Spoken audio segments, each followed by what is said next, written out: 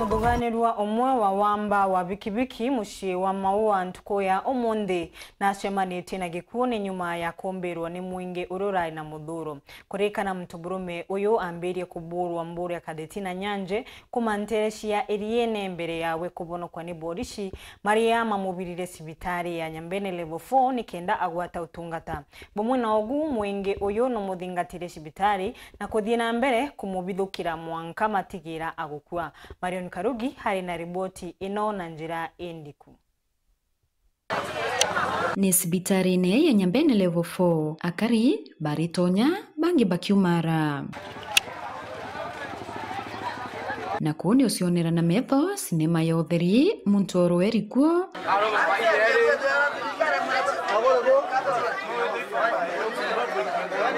na tembere oro eri sibitari mututigi ni muthoanirwa wa wamba bwa bikibiki urantuko ciawe ikinyire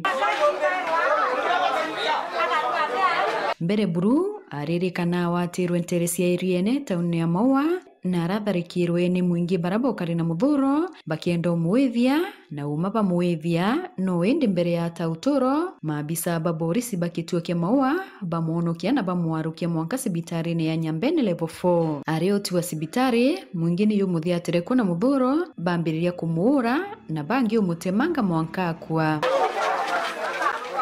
Ni karika kujirite na njira ya thimu munini wa kamanda wa Borisi Igembe South Mohamed Umokio.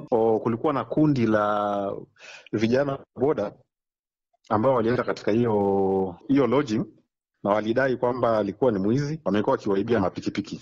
So wakamchoma moto hapo nje hiyo lodging. Then baada ya hapo maafisa wa polisi waliweza kumuokoa wakimpeleka hadi Nyambene Sub County Hospital. Lakini kulikuwa na vurumai kidogo, kawa na purukushani, kawa hawa bodaboda rider kawa wanakimbizana na polisi wakitaka wachukue huyo muathiriwa waweze kummalizia, wakitaka kumuua.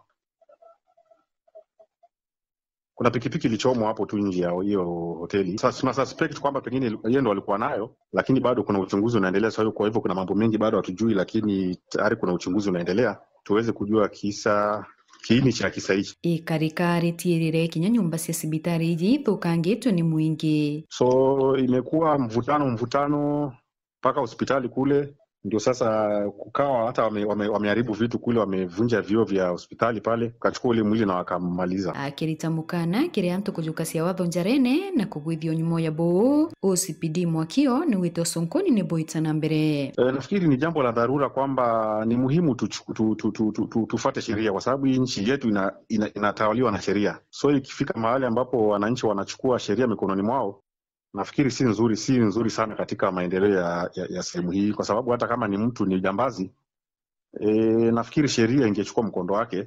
Nadhani hakuna kitu kingeharibika kama wangemwacha tu. Kiripotera Weru TV kuuma Maua Igembe South, Beto Marion Karugi wa Kenya.